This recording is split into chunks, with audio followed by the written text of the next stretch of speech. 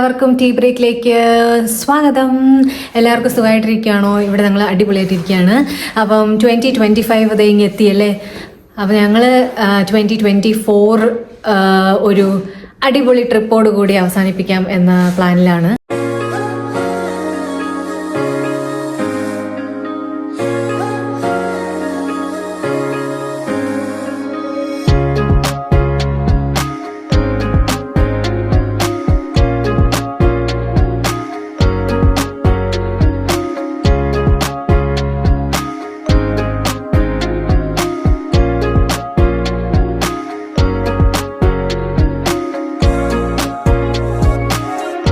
Guys, എൻ്റെ കണ്ണട എങ്ങനെയുണ്ട്? ടിമു ഫൈൻസ് ആണ് കേട്ടോ. നമ്മൾ 10-12 റിയാലിന് 3 എണ്ണം കിട്ടും സ്റ്റൈലറ്റിൽ. അങ്ങനെ ഞങ്ങളുടെ നമ്മൾ ബോർഡിങ് ഗേറ്റിലോട്ട് പോവുകയാണ്. എന്താണ്, ഇമിഗ്രേഷനൊക്കെ വളരെ സ്മൂത്തായിട്ട് കഴിഞ്ഞു. സെക്യൂരിറ്റി ചെക്കിനെല്ലാം കഴിഞ്ഞിട്ട് നമ്മൾ ഭയങ്കര നേരത്തെയാണ് കേട്ടോ. ആക്ച്വലി 2:25 ബോർഡിങ് സ്റ്റാർട്ട് ചെയ്തത്.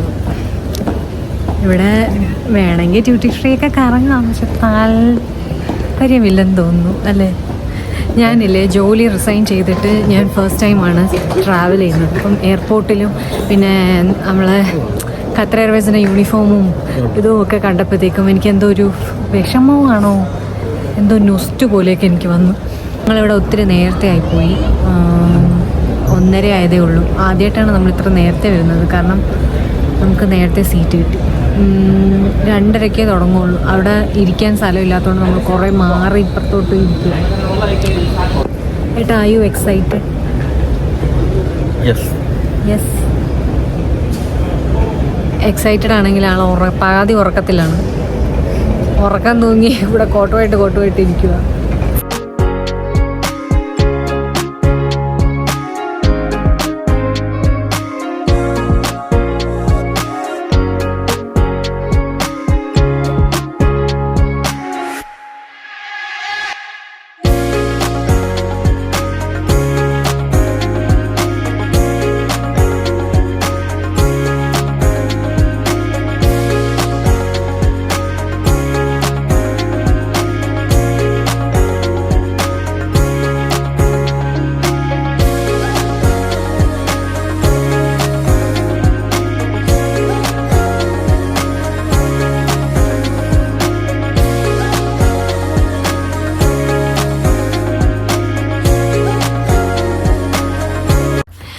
അപ്പോൾ നമ്മുടെ 3 days ഐറ്റിനറി നേപ്പാളിൻ്റെ കാണുന്നതിന് മുന്നേ ആയിട്ട് നേപ്പാൾ പോകുന്നവർ ശ്രദ്ധിക്കേണ്ട കുറച്ച് കാര്യങ്ങളും കൂടി ഞാനിതിൽ ആഡ് ചെയ്യുവാണ് കേട്ടോ.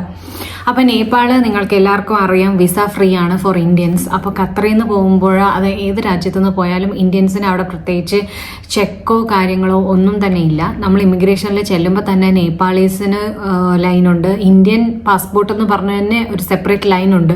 പിന്നെ ഫോറിൻ കൺട്രീസ്. അപ്പോൾ നമ്മൾ ഇന്ത്യൻ പാസ്പോർട്ടിൻ്റെ ഇവിടെ പോയി കഴിഞ്ഞ് കഴിഞ്ഞാൽ അവരൊന്നും നമ്മളടുത്ത് ചോദിക്കില്ല. നമ്മളടുത്ത് ആക്ച്വലി നമ്മുടെ അടുത്ത് ഒന്നും ചോദിച്ചിട്ടുണ്ടായിരുന്നില്ല. ജസ്റ്റ് പാസ്പോർട്ട് കാണിച്ചു, അവർ ചെക്ക് ചെയ്തു. നമ്മളെ അവിടെ നിന്ന് ഇമിഗ്രേഷൻ എല്ലാം വളരെ സ്മൂത്തായിട്ട് ക്ലിയർ ചെയ്യുകയാണ് ചെയ്തത്. പിന്നെ അവിടെ നമ്മൾക്ക് ആക്സെപ്റ്റ് ചെയ്യുന്നത് ഇന്ത്യൻ റുപ്പീസ് ആക്സെപ്റ്റ് ചെയ്യും കേട്ടോ. പിന്നെ ഖത്താറി റിയാൽസ് എക്സ്ചേഞ്ച് ചെയ്യാം. ഞാനിവിടെ ഖത്തറിൽ നിന്ന് പോയതുകൊണ്ടാണ് ഖത്താറി റിയാൽ പറയുന്നത് കേട്ടോ. ഖത്തറി റിയാൽ എക്സ്ചേഞ്ച് ചെയ്യാം. പിന്നെ നമ്മുടെ ഇന്ത്യൻ റുപ്പീസ് എടുക്കും. പിന്നെ ഡോളർ, യൂറോ എല്ലാം തന്നെ അവിടെ എക്സ്ചേഞ്ച് ചെയ്യുന്നതാണ്. സിമ്മ് നമ്മൾ എയർപോർട്ടിൽ നിന്നാണ് എടുത്തത് കേട്ടോ. അപ്പോൾ അവിടെ 1-2 കടകൾ ഉണ്ട്. അവിടെ നമ്മൾ ഇമിഗ്രേഷൻ കഴിഞ്ഞ് ബാഗെല്ലാം വാങ്ങിയിട്ട് നമ്മൾ പുറത്തോട്ട് ഇറങ്ങുമ്പോൾ തന്നെ നമുക്ക് അവിടെ പേ ടാക്സി എന്ന് പറഞ്ഞിട്ടുള്ള ഓപ്ഷൻ ഉണ്ട്. നമ്മൾ പ്രീപെയ്ഡ് ടാക്സീസ് സാധാരണ എല്ലാ എയർപോർട്ടിലുള്ള പോലെ തന്നെ പ്രീപെയ്ഡ് ടാക്സി ഓപ്ഷൻസ് ഉണ്ട്.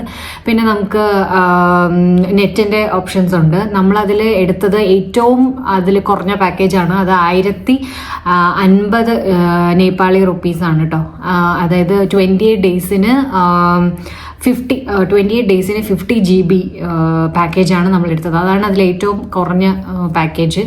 അപ്പോൾ അത് ആ ഓപ്ഷനാണ് ഞങ്ങൾ എടുത്തത്. ഞങ്ങളത് എയർപോർട്ടിൽ നിന്ന് തന്നെയാണ് ചെയ്തത്. ബിക്കോസ് ഞങ്ങൾക്ക് ടാക്സിയും കാര്യങ്ങളൊക്കെ വിളിക്കണം എന്നുള്ളതുകൊണ്ട് നെറ്റ് ഇല്ലായിരുന്നു. അപ്പോൾ അതുകൊണ്ട് ഞങ്ങൾ അവിടെ നിന്ന് തന്നെയാണ് വിളിച്ചത്. ഇനി നമ്മൾ കാറ് ബുക്ക് ചെയ്യുന്നത്. ഓക്കെ, കാർ ബുക്ക് ചെയ്യാനായിട്ട് അവിടെ നമ്മൾ 2 ആപ്സ് നമുക്ക് യൂസ് ചെയ്യാം. രണ്ടാമത്തെ ആപ്പ് എന്ന് പറയുന്നത് പതാവോ എന്ന് പറയുന്ന ആപ്പാണ്. ആ പതാവോ ലൈക്ക് ഊബർ ഈറ്റ്സോ നമുക്ക് ഫുഡും ഒക്കെ ഓർഡർ ചെയ്യാം.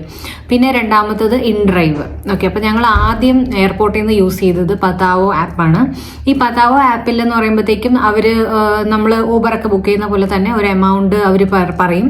എന്നിട്ട് ഞങ്ങൾ അത് ബുക്ക് ചെയ്തിട്ട് ഞങ്ങൾ പക്ഷേ ട്രാഫിക്കും കാര്യങ്ങളൊക്കെ ആയിട്ട് ഞങ്ങൾ ഹോട്ടലിൽ എത്തിയപ്പോൾ നമ്മൾ ബുക്ക് ചെയ്തതിനേക്കാളും കുറച്ചും കൂടി എക്സ്ട്രാ നമുക്ക് പേ ചെയ്യേണ്ടി വന്നു. ഇൻ ടോട്ടൽ ലൈക്ക് ഊബറിലൊക്കെ പോലെ തന്നെ നമുക്ക് കുറച്ച് എമൗണ്ട് എക്സ്ട്രാ അഡീഷണൽ ആയി. അപ്പോൾ ആ ടോട്ടലാണ് നമ്മൾ അറ്റ് ദ എൻഡ് നമ്മൾ ആദ്യം കാണിക്കുന്ന എമൗണ്ട് ആയിരിക്കില്ല ചിലപ്പോൾ നമ്മൾ ഹോട്ടലിൽ നമ്മൾ ഡെസ്റ്റിനേഷനിൽ എത്തുമ്പോൾ നമുക്ക് ആകുന്ന ടോട്ടൽ എമൗണ്ട്.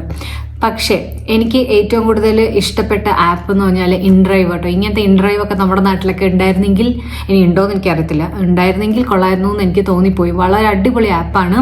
ഈ ഇൻഡ്രൈവിൽ എങ്ങനെയാണെന്ന് വെച്ച് കഴിഞ്ഞാൽ നമ്മൾ ഡെസ്റ്റിനേഷൻ കൊടുക്കുമല്ലോ, കൊടുക്കുമ്പം അവർ നമ്മൾ ആക്ച്വലി ഫസ്റ്റ് ഇൻഡ്രൈവ് ആണ് നോക്കിയത് എയർപോർട്ടിൽ.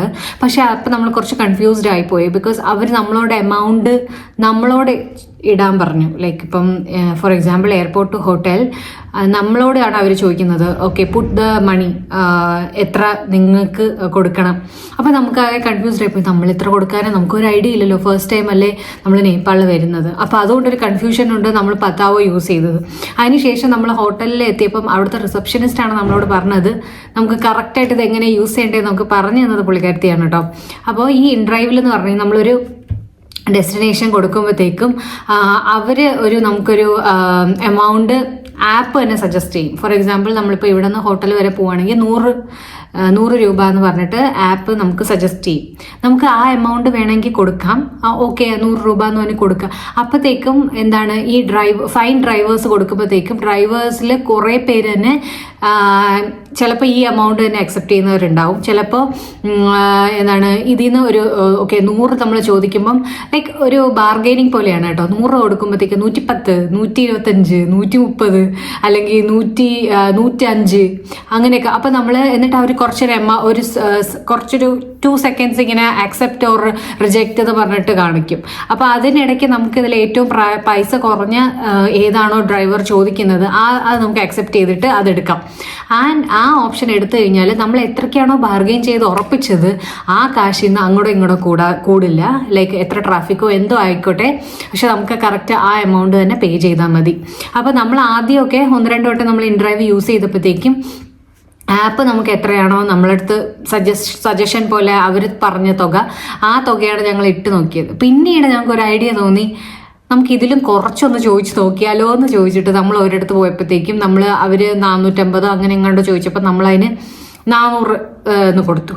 ബട്ട് അതും വർക്കായി എന്നുള്ളതാണ്. അത് നമ്മൾ ആദ്യമേ ട്രൈ ചെയ്യേണ്ടതായിരുന്നു. ആക്ച്വലി നമ്മുടെ ഒരു തുക നമുക്ക് ഉള്ള ഒരു എമൗണ്ട് നമ്മൾ ഇട്ട് കൊടുക്കുക. ഇത്ര 300 എന്ന് പറയുമ്പം അത് ചിലപ്പം 350, ചിലപ്പോൾ കുറച്ചൊരു ഡിഫറൻസ് തന്നെ അക്സെപ്റ്റ് ചെയ്യൂ കേട്ടോ.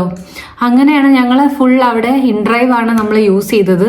അപ്പം നിങ്ങൾ നേപ്പാളിൽ പോയാൽ I strongly recommend to download ഇൻഡ്രൈവ്.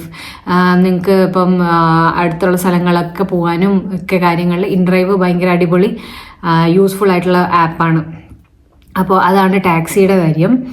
പിന്നെ ഹോട്ടൽ ഞങ്ങൾ കുറച്ച് സിറ്റി ലൊക്കേഷൻ നോക്കിയിട്ടാണ് നമ്മൾ ഹോട്ടൽ എടുത്തത്.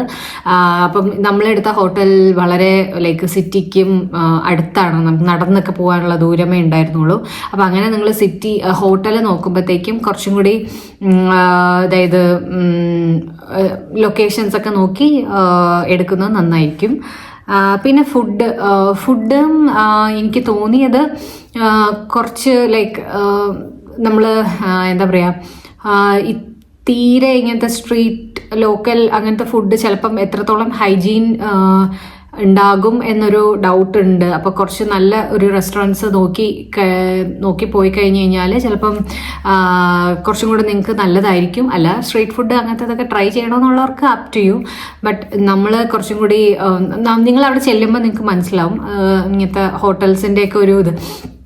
ബിക്കോസ് ഞാനത് പറയാനുള്ള കാര്യം എന്ന് പറഞ്ഞു കഴിഞ്ഞാൽ ഞങ്ങളൊരു കടയിൽ ഫസ്റ്റ് ഫുഡ് കഴിക്കാൻ കയറിയിട്ട് അപ്പോൾ അവിടെ നമ്മൾ കൈ വെച്ച് നമ്മൾ മറ്റേ ചിക്കൻ താലിയും ബിരിയാണിയൊക്കെയാണ് ഓർഡർ ചെയ്തത്. അപ്പോൾ നമ്മൾ കൈ വെച്ചൊക്കെ കഴിച്ചിട്ട് ഹാൻഡ് വാഷിന് സ്ഥലം ഇല്ല. ഓക്കെ, അപ്പം നമ്മൾ ആദ്യം ചായ വാങ്ങിയായിരുന്നു. അപ്പോൾ ചായ കുടിച്ചു.